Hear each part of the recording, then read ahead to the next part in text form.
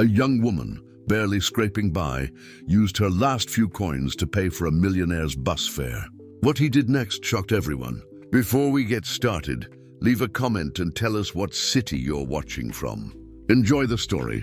Mark Sterling adjusted his Italian silk tie in the mirror of his 40th floor office, gazing at the panoramic view of Manhattan that stretched beyond the bulletproof windows. At 40 years old, he owned one of the largest tech empires in the country, his companies moving billions, and his name was always on lists of the most influential men in America. But at that moment, watching the movement of people far below, like tiny ants scurrying along the sidewalks, Mark felt an emptiness that not even his success could fill. The day had started like all the others.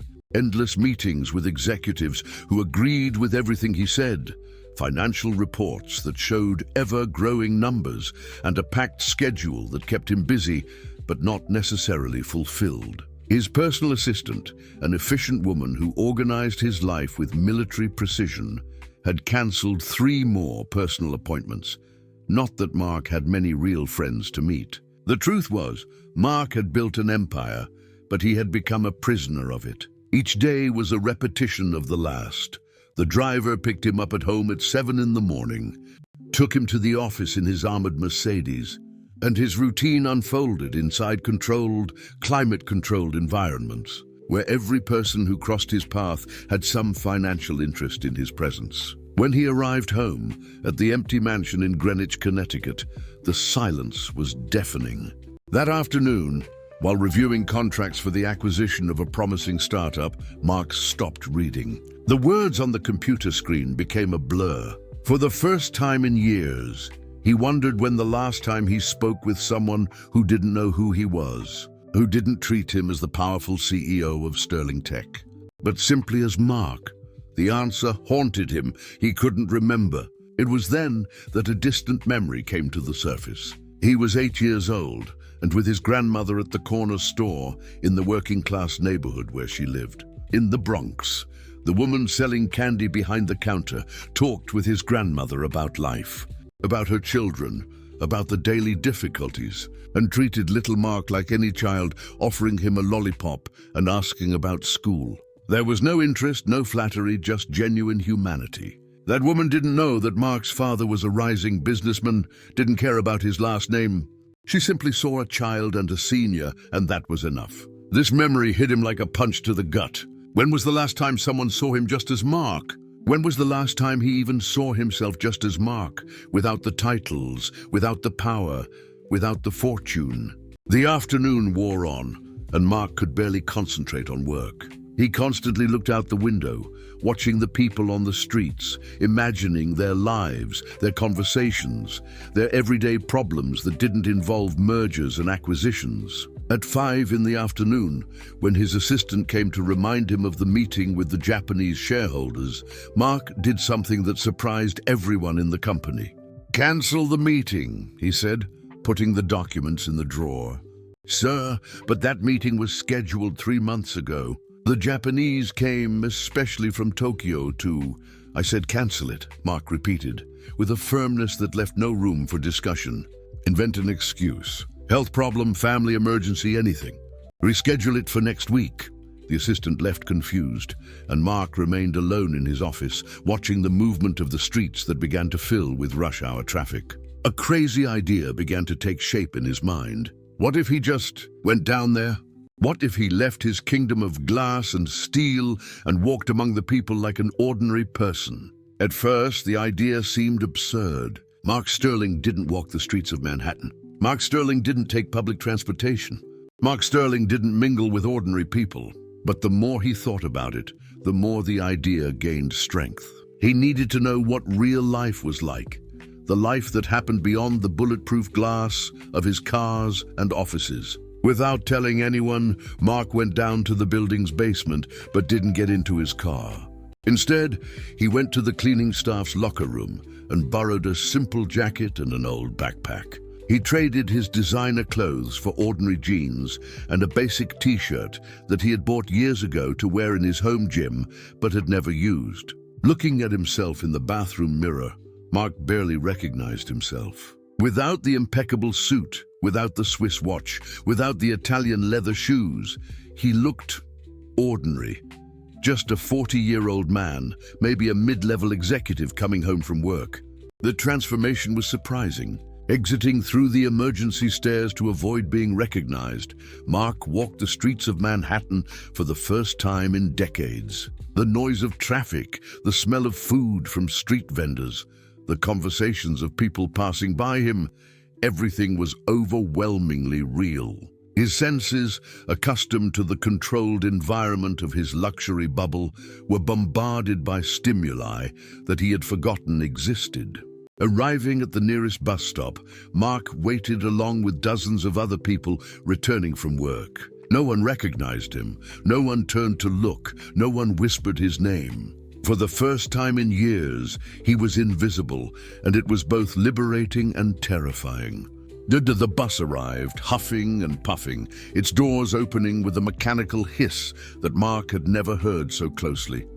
The crowd squeezed to enter, and he was pushed along with the other people, feeling for the first time in decades the warmth of human bodies around him, the smell of sweat mixed with cheap perfumes, and the sound of overlapping conversations that created a chaotic urban symphony. Mark held tight to the borrowed backpack, trying to find a place to balance himself in the crowded vehicle. Each abrupt movement of the bus made him grab onto the iron bars. His hands, accustomed only to the soft leather of his Mercedes seats, now feeling the coldness of metal worn by the use of thousands of other hands. He discreetly observed the people around him, tired workers with rumpled uniforms, students with headphones, mothers holding shopping bags and small children. In the middle of that completely new universe for him, Mark began to feel displaced in a way he had never experienced. It wasn't just the physical discomfort of public transportation, but a strange vulnerability that washed over him. Here he was no one special. There were no assistants to solve his problems, no drivers to navigate traffic, no security guards to protect him. He was just another anonymous passenger trying to get home. That's when the bus took a sharp turn, followed by a sudden stop to avoid a car that cut them off. Mark, who was distracted watching the urban landscape through the fogged-up window, couldn't hold on in time. His body was thrown forward, and the old backpack he was carrying burst open, spilling its contents onto the floor of the vehicle. The few dollars in change he had borrowed from his assistant rolled down the aisle, mixing with the passenger's feet. A crumpled $50 bill, a negligible amount for someone of his position, but which represented the money he had secured for this adventure, flew under a seat. Mark felt flushed with shame, an emotion he hadn't experienced in a long time. He awkwardly bent down, trying to gather his belongings as the bus continued its movement, causing him to stumble. "Careful," said a soft female voice, and Mark felt a firm but delicate hand hold his arm, helping him to regain his balance. When he looked up, he saw a young woman of about 24 years old, with brown hair tied in a simple bun and eyes that shone with genuine kindness. She wore the faded blue uniform of a cleaning company, and her hands, although cared for, showed signs of hard work.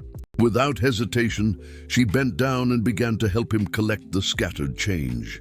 "Hey everyone, lend a hand here," she said to the other passengers, who immediately mobilized to recover the coins that had rolled away. Mark was stunned to see how, with a simple word from her, unknown people interrupted their own concerns to help a stranger.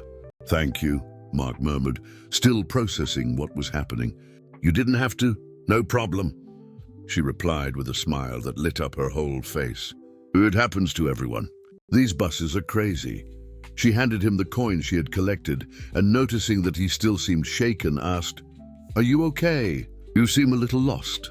Mark watched her carefully. There was something in her eyes that he hadn't seen in years in the people around him, a genuine concern, without ulterior motives. She didn't know who he was, didn't want anything from him, simply cared about the well-being of a stranger.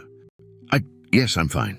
It's just that I don't usually ride the bus," he admitted, surprised by his own honesty. She laughed, a melodious sound that cut through the noise of the engine. "I figured. You look like someone who drives a car, but relax, you'll get used to it. I've been riding the bus since I was a kid. It's routine now." The bus rocked again, and instinctively she held his arm once more, ensuring he didn't lose his balance. "Hold on to the bar here like this," she taught him, positioning his hand in the right place. "And when the driver brakes, bend your knees a little. It's easier." Mark followed her instructions, fascinated not only by her kindness, but by the naturalness with which she offered to help. As the bus continued its route, she told him that she was returning from work at an office downtown, where she worked as a cleaning assistant in the afternoon shift. "I've been working since I was young to help my grandma take care of my younger siblings," she explained, without any trace of self-pity. "It's tough, but we're making it work. The important thing is that everyone is healthy, right?" Mark listened to every word, absorbing not only what she said, but how she said it. There was a dignity in her voice, a serene acceptance of her circumstances that contrasted drastically with the constant complaints he heard in his social circle. People who possessed more than they could spend in several lifetimes, but always found reasons to complain. When they arrived at the stop where she would get off, she turned to him one last time. "It was a pleasure meeting you. Sorry, I didn't even ask your name." "Mark," he replied, intentionally omitting his last name. "I'm Maya Costa." She extended her hand to greet him, and Mark noticed the firmness of her grip, the sincerity of her smile. "I hope you get used to the buses. The city looks very different when we see it from inside, right?" And with that, she got off, waving through the window as the bus resumed its journey. Mark remained standing, holding the iron bar, but his mind was completely focused on the young woman he had just met. In 15 minutes of conversation, Maya had demonstrated more genuine humanity than he had found in months of interactions in his corporate world. As the bus continued through the city, Mark reflected on what he had just experienced.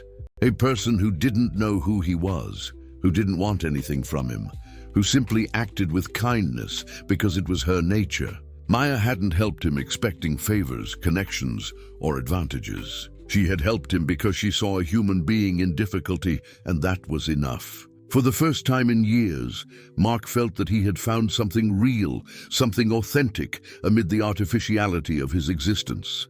And he knew that he couldn't simply forget that young woman with the bright smile who had changed his perspective with a simple gesture of kindness. Mark couldn't sleep that night. Lying in his king-size bed in the master bedroom of his mansion in Greenwich, Connecticut, he stared at the ceiling while rethinking every detail of the encounter on the bus. The image of Maya refused to leave his mind, the way she had bent down without hesitation to help him. The genuine smile, the naturalness with which she spoke about her simple life, without any trace of bitterness or envy. The next morning, Mark arrived at the office earlier than usual, but not to work on reports or attend meetings. For the first time in years, he had a personal mission. He called his private investigator, a discreet man he occasionally used to check backgrounds of business partners, and gave him an unusual task. "I need you to find information about a person," Mark said, handing over a paper with the little he knew. "Maya Costa works as a cleaning assistant in some office downtown, rides the bus on the line that runs along Fifth Avenue in the late afternoon.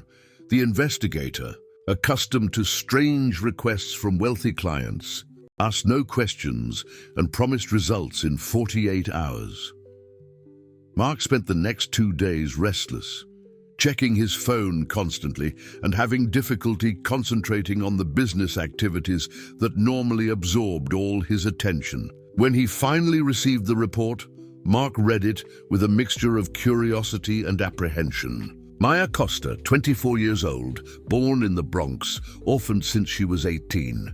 She lived in a modest house in the Bronx with her grandmother, Mrs. Connie, 72 years old, and 2 younger siblings, Lucas, 16 years old, and Amanda, 14. She worked 2 jobs, as a cleaning assistant at Olson & Associates in the afternoon and as a clerk in a bakery on Saturday and Sunday mornings. The numbers were revealing and disturbing. The family income barely covered basic expenses, and there were accumulated debts from medical bills for her grandmother, who suffered from diabetes and hypertension. Lucas had dropped out of school to work as a helper in an auto repair shop, while Amanda still attended public school, but her school supplies were scarce. Mark closed the report, feeling a tightness in his chest. He spent more on a single meal in expensive restaurants than Maya's entire family had to live on for a month. And yet, she had been the kindest and most genuine person he had met in years. During the following days, Mark began to develop a plan. He didn't want to appear in her life as a millionaire savior, as this could completely change the dynamic and the naturalness that had so impressed him. Instead, he decided that he would help anonymously, creating opportunities that seemed casual and deserved. His first move was subtle. Through a third-party company, he managed to get Olsen and Associates, where Maya worked, to receive an irresistible proposal to increase cleaning services, which would automatically result in a salary increase for employees. Mark personally ensured that the contract specified better working conditions and a basic health plan for employees. In parallel, he created an anonymous scholarship fund through one of his foundations, aimed specifically at young people in situations of social vulnerability in the Bronx. Lucas would be a perfect candidate, and Mark made sure that the criteria were formulated in such a way that the boy would qualify easily, provided he showed interest in resuming his studies. Mark also discovered that Amanda needed school supplies and that the school where she studied was organizing a donation drive. Anonymously, he made a substantial donation, but divided into small batches so as not to attract attention, ensuring that it reached the girl through the official channels of the institution. Mrs. Connie's medical situation was more delicate. Mark used his contacts in the health sector to create a pilot program for home care for diabetic seniors in underserved areas, starting precisely in the neighborhood where she lived. The program included regular medical consultations, subsidized medications, and nutritional monitoring, all seemingly free through a partnership between the city and a non-governmental organization that Mark secretly funded. But Mark wasn't content with just indirect financial help. He wanted to better understand Maya's life, her daily routine, her dreams and challenges. He began to discreetly frequent places she might frequent: the bakery where she worked on weekends, the supermarket near her house, the neighborhood park where, according to the report, she often took her grandmother to get some sun.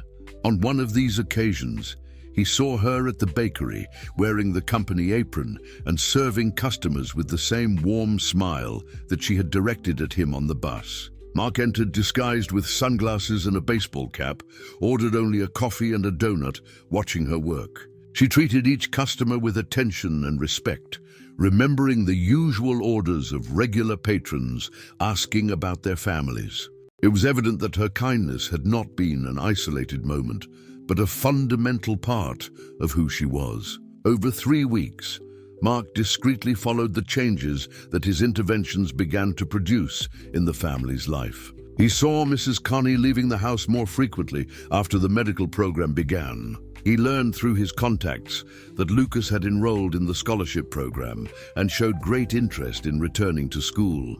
Amanda arrived at school with new materials, and Maya seemed less tired, probably due to the improvement in her working conditions. But what most impressed Mark was how Maya reacted to these positive changes. Instead of settling down or diminishing her efforts, she seemed even more determined to help other people. He saw her organizing a clothing drive for even more needy families, using her own free time to visit elderly neighbors, and even teaching neighborhood children to read in her spare time. Mark realized that he had underestimated Maya. She wasn't just a kind person who deserved help. She was a natural force for change in her community, someone who multiplied any benefit she received. This made him rethink his own actions. Perhaps, instead of just helping her financially anonymously, he should find a way to leverage her positive impact on society. It was then that Mark made a decision that would change not only Maya's life, but also his own. He would stop just watching from a distance. It was time to approach again, but this time with a more ambitious plan, one that could transform Maya's natural kindness into an even greater force for good. Mark was becoming increasingly bold in his observations. What had started as discreet visits to the bakery in Maya's neighborhood had evolved into an almost daily routine of following her. He justified to himself that he needed to better understand how she lived in order to help her more effectively. But the truth was that he had developed a genuine obsession with understanding every aspect of the life of that extraordinary young woman. On a rainy Thursday, Mark decided to follow Maya home from work. Dressed in simple clothes and driving a rental compact car specifically for these occasions, he kept his distance as her bus snaked through the streets of the city. When she got off in the Bronx, he parked a few blocks behind and followed her on foot, always staying in the shadows. Maya stopped at the local grocery store to buy some ingredients for dinner. Mark stood outside, watching through the storefront window as she greeted the owner with familiarity, as she carefully checked prices before choosing each item, as she counted the coins in her palm before paying. There was something mesmerizing in the simplicity and dignity of her everyday gestures. When she left the grocery store, Mark hurried back to the car, but in his haste, he tripped in a puddle and knocked over some trash cans that clattered loudly on the sidewalk. The crash echoed through the almost empty street, and Maya turned instinctively to see what had happened. For a terrifying moment, their eyes met. Mark was crouched down, trying to pick up the cans, his face partially hidden by the baseball cap, but there was something familiar in his posture that made Maya frown. She took a few steps in his direction, trying to see better in the twilight. "Excuse me," she said with a voice that mixed curiosity and growing apprehension. "Aren't you the Mark from the bus?" Mark felt his heart race. Still crouched down, he mumbled an incoherent excuse about being lost and looking for an address, but his trembling voice and his evident nervousness only increased Maya's suspicion. "What are you doing here?" she asked now with a more serious tone. "This isn't a neighborhood where people like you usually come."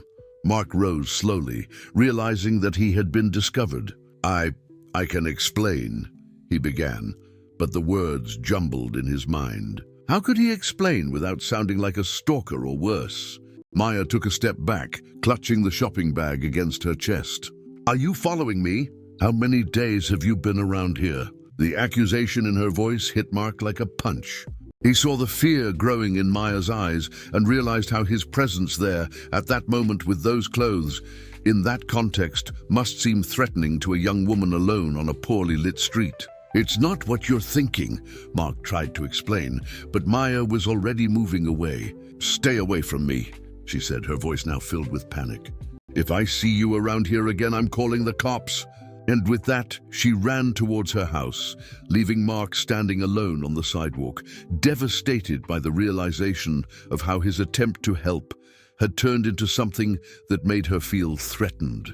In the following days, Mark discovered that the incident had generated consequences far beyond what he imagined. Maya had told her grandmother and siblings about the stranger who was stalking her, and the news spread quickly through the close-knit community.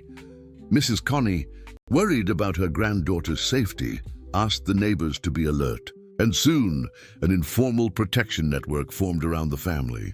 What was even worse for Mark was that Maya had begun to question all the positive changes that had happened recently in her life. The improvement in working conditions, the scholarships for Lucas, the medical program for her grandmother, all this now seemed suspicious in her eyes. She began to connect the dots, wondering if that mysterious man who had followed her could be behind the beneficial coincidences. Mark learned this through his contacts when Maya approached the supervisor of the cleaning company where she worked, questioning the origin of the sudden salary increase and new benefits. She had asked if any new client had specifically requested improvements for the employees, demonstrating an intelligence and distrust that Mark had not anticipated. The situation worsened when Maya discovered that Lucas had been pre-selected for a scholarship program that seemed too good to be true.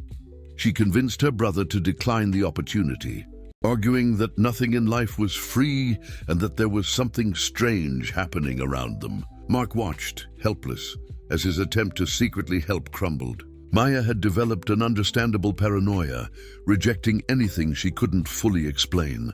She even convinced Mrs. Connie to stop participating in the home medical program, despite the evident benefits for her health. The worst of all was that Mark could do nothing to correct the situation without confirming Maya's suspicions about his interference in her life. Any attempt to approach now would be seen as confirmation of her worst suspicions. He had created a vicious cycle where his help was rejected exactly because it was needed too much, and his presence was unwanted exactly because he cared too much. Sitting in his office, Mark watched reports from his investigators that showed how the life of Maya's family was gradually returning to its previous hardships. Mrs. Connie had had a high blood pressure crisis that could have been avoided with the medical care she had abandoned. Lucas was visibly discouraged for having missed the opportunity to study. Amanda had returned to attending classes without the proper materials. Mark wondered if he hadn't made a terrible mistake from the beginning. Perhaps his interference in Maya's life was wrong in principle, regardless of his good intentions. Perhaps he was just a rich man trying to buy an experience of genuine kindness without understanding that true human connection could not be manufactured or controlled. For the first time since he had met Maya, Mark seriously considered abandoning the entire situation. Maybe it was better for everyone if he simply returned to his previous life, accepting that some worlds were not meant to mix, and that his attempt to cross those boundaries had caused more harm than good. Mark had spent 2 weeks in a state of total paralysis. He cancelled important meetings, ignored calls from shareholders, and spent most of the days just staring out the window of his office, unable to make any decisions about how to proceed. Guilt and frustration consumed him so much that even his basic business activities began to suffer. It was during one of these melancholic afternoons that Anthony, his longtime driver, knocked discreetly on the office door. Anthony was a 55-year-old man who had worked for Mark for over a decade, always maintaining an impeccable professional posture, speaking only when asked, and fulfilling his duties with silent efficiency. "Sorry to bother you, Mr. Sterling," said Anthony, holding an envelope in his hands, "but I need to talk to you about something important." Mark looked up, surprised. In all the years of working together, Anthony had never taken the initiative for a personal conversation. "What happened, Anthony?" The driver entered the office, closing the door carefully behind him. "Sir, I've lived in the Bronx for 30 years. I've known Maya Costa's family since she was a child." Mark felt his blood run cold. Of all the possible coincidences in the world, his own driver knew Maya. You know her?" "I know the whole family. Mrs. Connie is my sister's neighbor. Lucas worked at my brother-in-law's repair shop before dropping out of school. They're good people, hard-working, who have never asked anyone for anything." Anthony paused, choosing his words carefully. "And I know that you've been acting a little different lately." Mark leaned back in his chair, realizing that he had been more transparent in his changes in behavior than he imagined. "What exactly do you know?" "I know that you started taking the bus sometimes, that you've been dressing differently when you go out alone, that you've been canceling appointments without explanation." Anthony approached the desk. "And yesterday I heard from my sister that Maya is worried about a man she thinks is following her." Mark's confession came unexpectedly, as if he had kept the secret for so long that he could no longer contain it.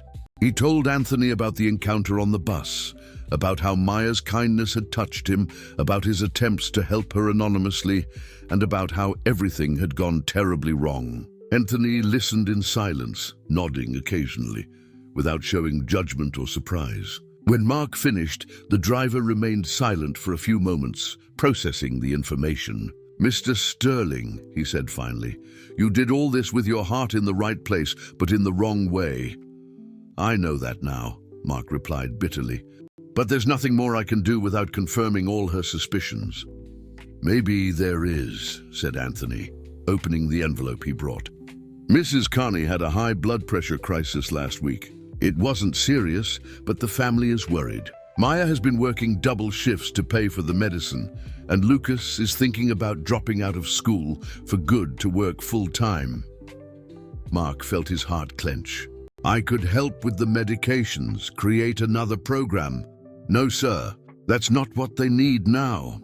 Anthony sat down in the chair in front of Mark's desk, something he had never done in all the years of work. They need the truth. Maya is smart. She suspects all these coincidences because they don't make sense in her world. But you make sense. What do you mean? You're the only real thing that's happened in her life lately. She told my sister about the man who helped her on the bus, about how he seemed lost, but had something special in his eyes.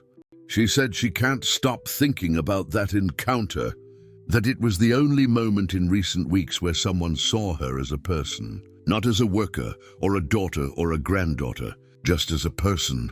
Mark felt a spark of hope ignite in his chest. But she's afraid of me now. She thinks I'm a stalker. She's afraid of the mystery, not you. Anthony leaned forward. Maya is distrustful because she's smart. She knows that something doesn't add up, but she doesn't know what. And that uncertainty is making her paranoid. What are you suggesting? That you stop trying to control her life and start being a real part of it. Anthony took a paper out of the envelope. Next Saturday, there will be a school fair at Amanda's school. The whole family will participate, including Maya, who will help Mrs. Connie at the bake sale booth. It's an event open to the community. Mark took the paper, which contained the address and time of the fair. You want me to show up there? I want you to show up as the Mark that Maya met on the bus. No disguises, no lies, but also without revealing everything at once. Let her get to know you little by little, in a natural way. If she likes the man that you really are, then you can tell her about the rest. Mark looked at the paper in his hands, feeling a mixture of terror and anticipation. And if she rejects me? What if she doesn't want to know me? Then at least you'll know you tried in an honest way. Anthony got up, returning to his formal posture. But there's one thing you need to understand, Mr. Sterling. If you go to this fair, it can't be to save Maya or to feel better about yourself. It has to be because you genuinely want to know the person that she is, without trying to change or control her. When Anthony left the office, Mark was alone with the invitation to the school fair, realizing that for the first time in weeks, he had a clear path ahead. It wouldn't be easy, and there were no guarantees, but it was real and honest in a way that all his other attempts hadn't been. Looking out the window at the city below, Mark made a decision that would change everything. On Saturday, he would go to the fair not as the CEO of Sterling Tech, not as the millionaire philanthropist, but simply as Mark, the man who had found something special in the smile of a young woman on a crowded bus. Mark spent the days leading up to the school fair in a state of anxiety that he hadn't felt since his first presentation to investors decades ago. He carefully chose his clothes, simple jeans, a plaid shirt, basic sneakers, trying to look genuinely ordinary without sounding fake. He mentally rehearsed dozens of possible conversations, imagining different scenarios of how he could approach Maya in a natural and honest way. On Saturday afternoon, he drove to the Bronx in his rental compact car, parking a few blocks away from the school to walk to the location. His heart beat fast as he approached the sounds of country music and the smell of popcorn and hot cider that emanated from the courtyard, decorated with colorful banners. The fair was lively, with entire families gathered, children running between the booths and couples doing the square dance in the center of the courtyard. Mark stood at the entrance for a few minutes, observing the scene and trying to locate Maya in the crowd. When he finally saw her, his heart almost stopped. She was behind a bake sale booth, wearing a simple floral dress and an apron, serving brownies and sugar cookies to a line of children and adults. Her smile was radiant, and she chatted animatedly with each customer, making jokes and distributing extra treats to the younger children. Beside her, Mrs. Connie organized the sweets, visibly more frail since the blood pressure crisis, but smiling proudly at her granddaughter. Mark approached slowly, joining the line with trembling hands. When it was his turn, Maya automatically looked up with her customer service smile, but her expression changed instantly when she recognized him. The smile disappeared, replaced by a mixture of shock, anger, and fear. "You," she whispered, her voice laced with accusation. "What are you doing here?" Mark tried to remain calm. "Hi, Maya. I came because, well, I wanted to see you again." "To explain what?" Her voice began to rise, attracting curious glances from the people around. "How did you find out where I live? How did you know about this fair?" The situation was quickly spiraling out of control. Mrs. Connie approached, noticing the tension. "What's going on, honey?" "It's him, Grandma. It's the man I told you about who was following me." Maya's voice was now loud enough that several people around stopped their conversations to watch. Mark felt the blood drain from his face. "Maya, please let me explain. It's not what you think. It's not what I think."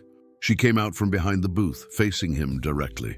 "You show up in my neighborhood, you follow me, you find out where I work, where my family lives, and now you show up at my sister's school fair? What else do you know about us?" A circle was forming around them. Mark could see the distrust and hostility in people's faces. Men positioning themselves protectively near Maya, women pulling their children back. He was being seen exactly as he had feared, as a predator, a dangerous intruder in their world. "Maya, I can explain everything, but not here, not like this." Mark tried to approach, but she recoiled. "Don't come near me," she shouted. "Security! Someone call the cops!" It was then that the worst part happened. Lucas appeared running, having heard his sister's screams. Upon seeing Mark, his expression hardened. "Are you the one who's bothering my sister?" "Lucas, no." Maya tried to intervene, but the boy was already positioning himself aggressively in front of Mark. "You think you can come here, to our neighborhood, to our fair, and scare our family?" Lucas pushed Mark in the chest. "You don't belong here." Mark staggered backward but didn't retaliate. How could he? The boy was protecting his family from someone he legitimately saw as a threat. "I don't want trouble. I just wanted to talk." "Talk about what? About how you've been spying on us? About the strange things that have been happening in our lives." Lucas's voice was filled with accumulated anger. "You think we're stupid? That we wouldn't notice?" The crowd was getting increasingly hostile. Mark heard murmurs of "call the cops, kick him out of here, protect the children." He was surrounded by dozens of people who saw him as a real threat to the safety of their families. But what devastated him most was seeing Maya's look. It wasn't just fear or anger, it was deep disappointment. "I trusted you on that bus," she said, her voice now lower but filled with pain. "I thought you were a good person, someone who just needed help. And you used that against me?" "No, Maya, it wasn't like that," Mark tried desperately. "Yes, it was," Marchie shouted again. "You studied me, you found out everything about my life, about my family. You know things about us that only someone who was spying on us could know. And now you show up here pretending you just want to talk?" Mark realized that there was a terrible truth in her words.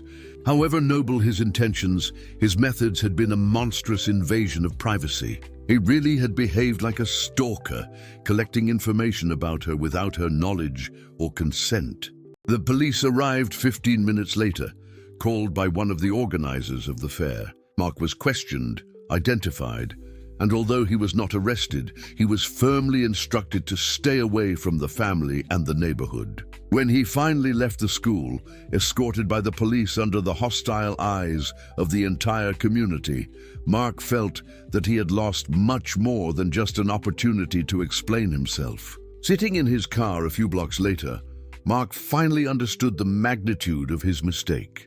He had fallen in love with the idea of Maya, with the purity of her kindness, with the contrast that she represented to his artificial world. But in the process, he had become exactly the type of rich and powerful person that he himself despised, someone who believed he could buy, control, or manipulate the lives of others for his own emotional satisfaction. For the first time in his adult life, Mark cried, not out of frustration or anger, but out of a deep sadness at realizing that he was perhaps fundamentally incapable of forming authentic human connections. Perhaps wealth and power were not just circumstances of his life, but an integral part of who he had become, someone who saw other people as problems to be solved, not as individuals with their own autonomy and dignity.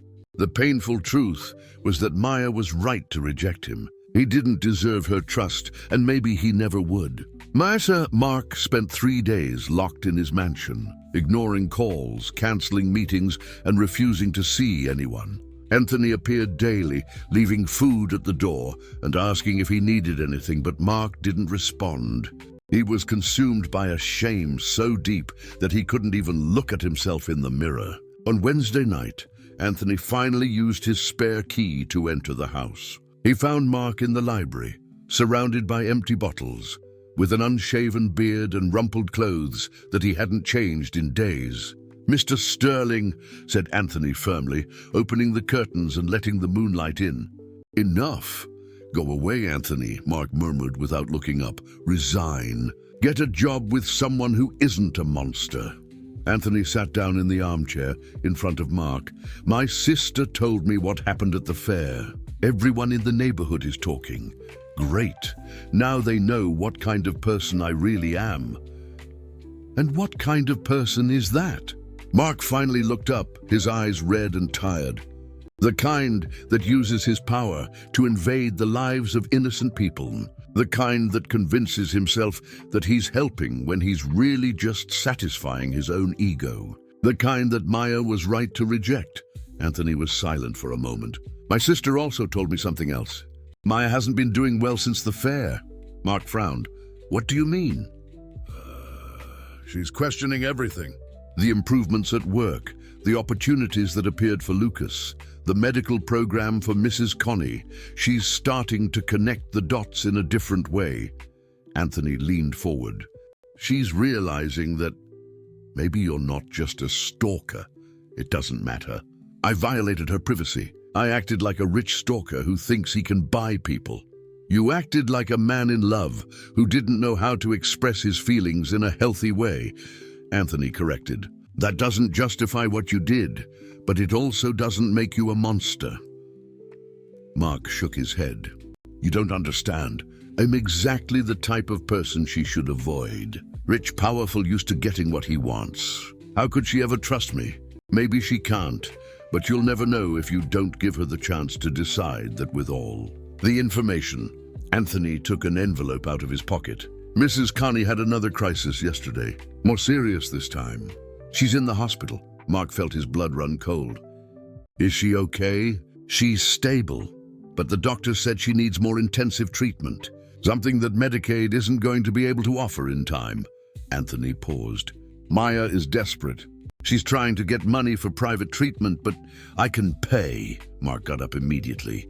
"I can pay for the best treatment, the best doctors. And how are you going to do that without confirming all her suspicions about you controlling the family's life?" Mark stopped, realizing the impossible dilemma. If he paid for the treatment anonymously, Maya would know it was him. If he offered directly, she would reject it out of pride and anger. But if he did nothing, Mrs. Connie could. "There's a third option," said Anthony slowly. "You can tell her the truth. The whole truth. Who you are, why you did what you did, and give her the choice to accept or reject your help with full knowledge of the facts. She'll hate me even more when she finds out I'm a billionaire. She'll think I was playing with her from the beginning. Maybe, or maybe she'll understand that you're just a man who fell in love with her in a confused and desperate way." Anthony stood up. "But either way, Mr. Sterling, you need to stop trying to control the outcome. You need to have the courage to be rejected."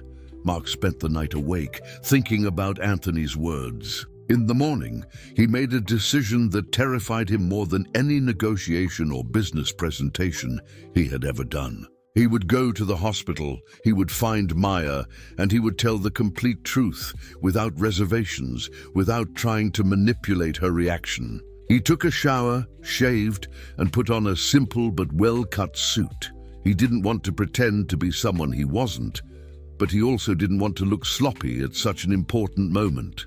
On the way to the hospital, he called his private doctor and asked him to evaluate Mrs. Connie's case and prepare a complete treatment plan. When he arrived at the public hospital where Mrs. Connie was admitted, Mark felt the stark contrast with the luxury medical environments he was used to. Crowded corridors, worried families waiting in uncomfortable chairs, the characteristic smell of disinfectant mixed with human anxiety. He found Maya in the third-floor hallway, sitting on a plastic chair next to Lucas and Amanda.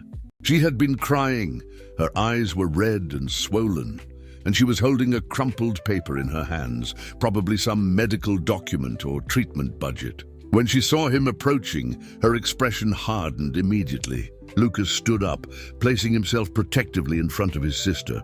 "What do you want now?" said Lucas with hostility. Mark took a deep breath, knowing that this was the moment that would define everything. "I came to tell the truth, the whole truth, and offer a choice."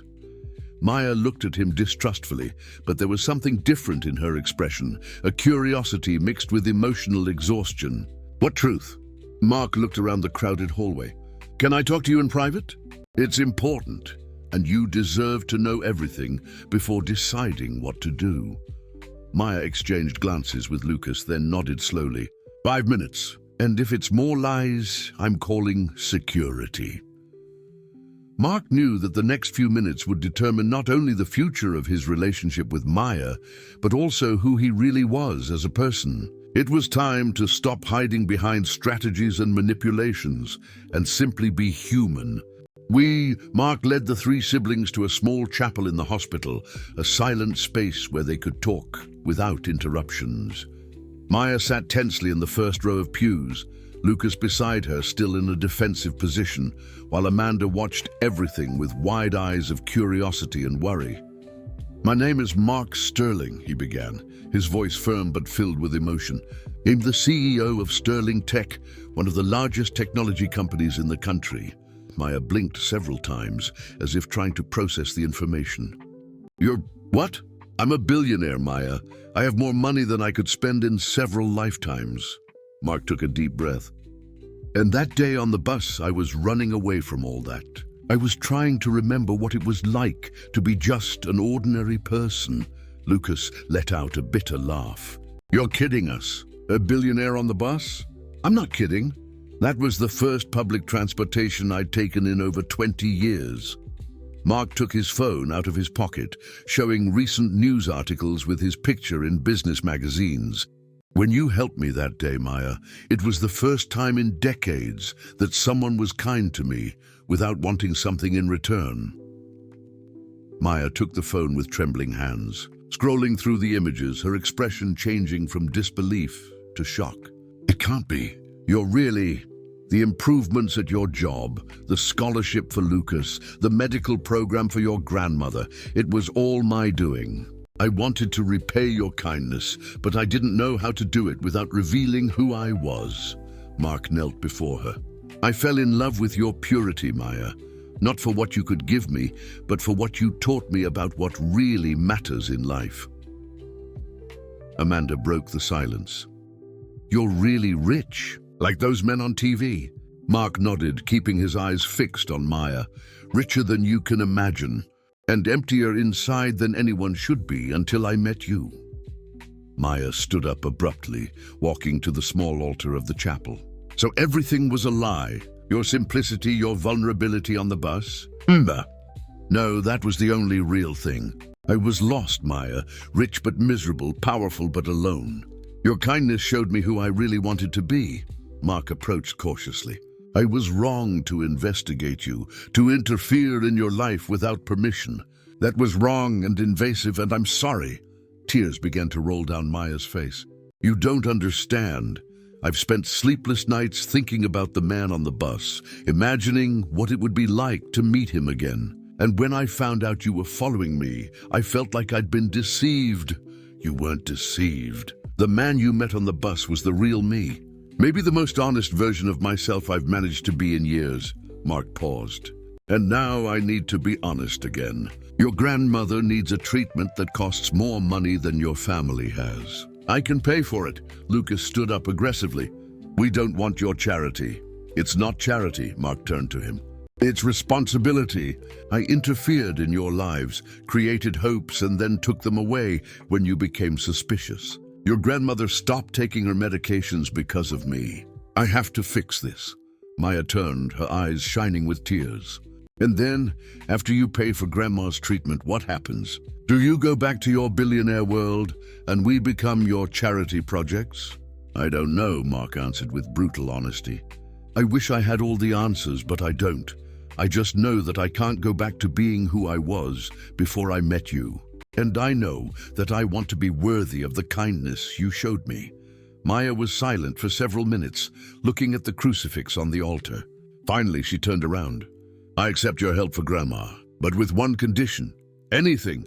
You're not going to pay and disappear. You're going to get really involved. You're going to meet our family, our community, our real problems. And you're going to use your wealth in a way that makes a difference, not only for us, but for everyone who lives like us. Mark felt his heart race. You want me to change my life? I want you to find a purpose for all that wealth beyond accumulating more wealth. Maya approached him. The man who helped me on the bus had something special in his eyes. Compassion. If you can keep that while being a billionaire, maybe we can be friends. Lucas crossed his arms. And what if he's just another rich guy pretending to be nice? Maya smiled for the first time since Mark had arrived. Then we'll find out soon enough and send him away. But something tells me he's different. Mark extended his hand to her. Friends? Maya hesitated for a moment, then shook his hand. Friends, but if you lie to me again, never again. I promise total transparency from now on. 6 months later, Mark was unrecognizable. He had changed his company to focus on social technology, created a massive education and health program for underserved communities, and spent half his time in the Bronx, working directly with Maya on community projects. Mrs. Connie had fully recovered and become a kind of maternal figure for Mark, who discovered the value of a real family. Lucas had returned to his studies and excelled in engineering, while Amanda had become one of the best students in her school. Mark and Maya never became a romantic couple, but developed a partnership that transformed thousands of lives.